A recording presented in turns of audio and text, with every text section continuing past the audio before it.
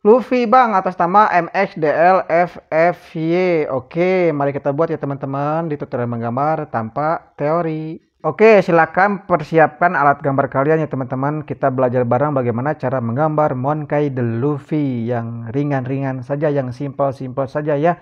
Mudah-mudahan kalian dapat menirunya dengan sangat mudah di rumah.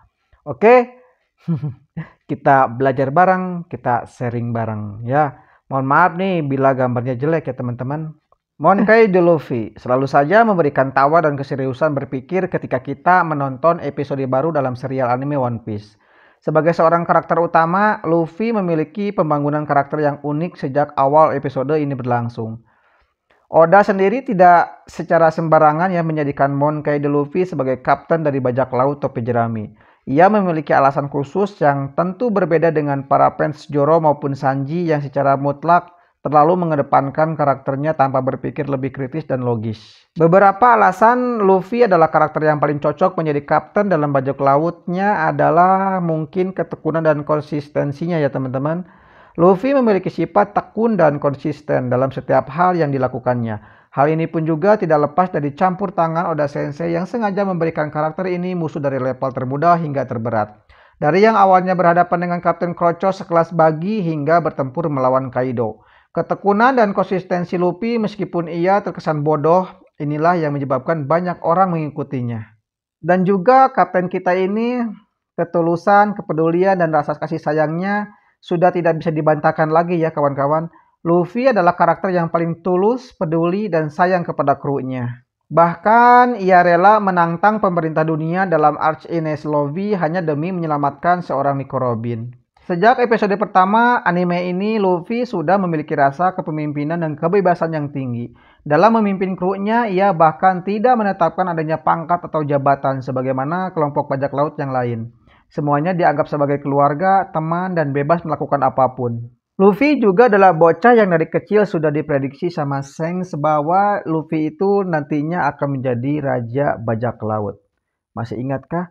Insting seorang Shanks adalah bagaimana dia bisa memprediksi masa depan loh teman-teman. Dia itu kemungkinan besar sudah tahu bahwa Luffy itu akan menjadi raja bajak laut dari kecil. Itu menurut saya ya teman-teman. Gimana kalau menurut kalian? Tulis di kolom komentar ya. Nah teman-teman, One Piece ini adalah salah satu anime favorit saya waktu kecil ya, waktu SD ya. Bersama dengan Dragon Ball, tuh Shinchan, Makibo tuh tahun 90-an pasti tahulah Makibo, terus Ninja Hattori ya, Doraemon. Nah, ini anime muncul nih, Dragon Ball, kemudian Luffy, One Piece.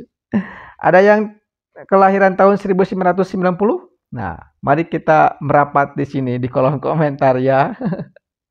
Berarti kita seumuran. Nah, kembali lagi ke gambar teman-teman. Nah, ini untuk proses pembuatan tangannya. Sayang sekali ya whiteboardnya enggak cukup. Aduh, mudah-mudahan lah nanti kedepannya kebeli whiteboard yang segede gaban. Biar full gambarnya ya teman-teman. Doakan saja ya, semoga saya sukses. Amin. Nah, ini teman-teman untuk pembuatan topi jeraminya. Jangan pernah terburu-buru dalam menggambar ya teman-teman, nanti tidak sesuai yang diinginkan. Untuk proses pengarsiran dikit-dikit begini dan proses pewarnaan yang hanya hitam putih sengaja saya percepat biar durasinya tidak terlalu panjang ya teman-teman. Nah, seperti ini saja. Jika kalian memilih mewarnainya itu lebih bagus lagi. Kalau saya mah sukanya yang simple-simple saja seperti ini ya teman-teman. Nggak hemat waktu, maksudnya nggak boros waktu gitu. Pulang kerja langsung menggambar, begitulah. Mohon maaf ya teman-teman bila gambarnya jelek. Semoga video ini bermanfaat. Sampai jumpa di video berikutnya. Untuk karakter berikutnya silakan komen di YouTube aku ya teman-teman. Goodbye.